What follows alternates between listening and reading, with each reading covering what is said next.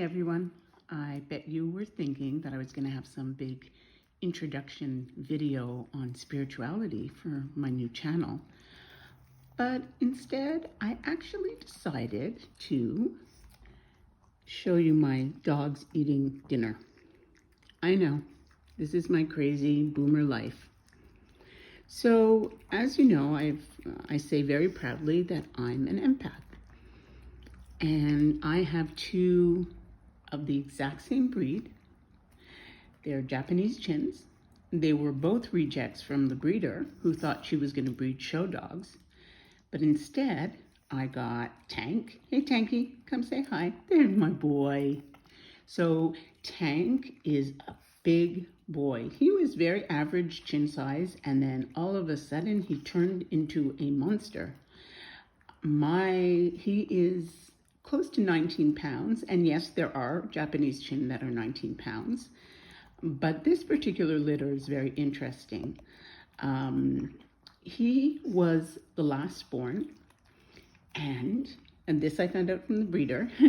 This is not my empathic abilities, but he was the last born, and he sucked and sucked and sucked on his mother's teat. Didn't you, big boy? Didn't you? What a beautiful boy. And this one, guess what? Little Rosie. She was the runt of the litter. She was only 5.5 ounces when she was born. And this wonderful backyard breeder kept her going by feeding her every 2 hours. And by the time she was ready to come, they had to be flown out here with, believe it or not, a nanny. I have the best husband in the world. They were flown from New York State to California with the cutest guy, a big guy, and he had two little puppies, one in each hand, when we met him at the airport. So Rosie was the runt of the litter, and she really needed extra care. And so what happened was, I don't know if you've been watching this, but what happened was, when Tanky was a baby, just like so much of us, of our trauma comes from our early years, people would say to him, hey, get off, let Rosie have some. So I'm saying it weirdly because he really doesn't understand what I say, but dogs understand tone, right? Hey, Tanky, you want to go eat your supper now? Yes, Bubba, that's for you. Go and eat, love. Go. That's for you. Here, let me show you. This is Tanky's supper. Oh, what a good boy. What a good boy. Okay, go and eat. So even though I'm a germaphobe, my dogs, because they're Japanese chin, they prefer to eat on the carpet.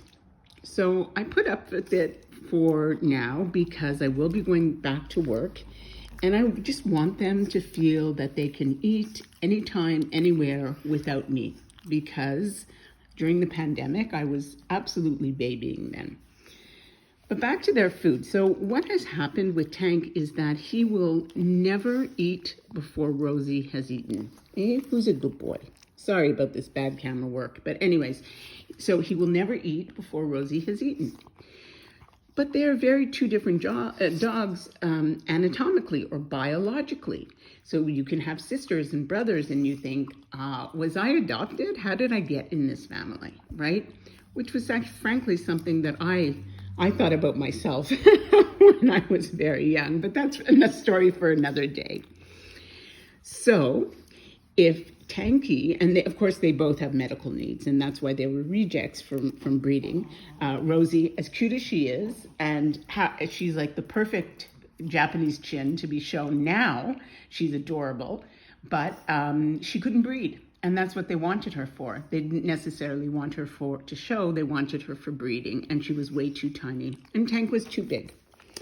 So, there's Rosie. So they both like to take their time because, royalty. And they both like to eat different things on different days. And often I can tell what they need, really not from being an empath, but from their pooping, right? We've all looked at our dog's poop. I mean, we look at our own poop, I would hope so. So what I do is I will look and I'll say, oh, Tanky had too much protein today, or Rosie's bum scooching. So she might need a little extra fat in her diet.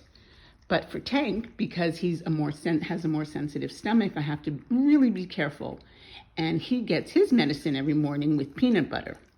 And she can either take it on her own or with a liquid medicine, which I need to pick up Monday. I'm losing my train of thought again. Sorry. But the point of this video is that you don't have to be an empath to actually know how to take care of your dogs, not just their physical needs, but their emotional needs. And really, that's just as important. Just as we need to take care of our physical bodies, our emotional, our spiritual health, those are just as important. So I hope you like this weird little video, and now you get to see all the dog hair on my carpet. And I hope that you like and subscribe, and I hope to have something where you actually see my face, maybe tomorrow. Love you guys. Thank you so much for tuning in. I really appreciate, and all of the people who followed me today on Twitter, this video is for you. I'm sincerely, sincerely grateful. Thank you.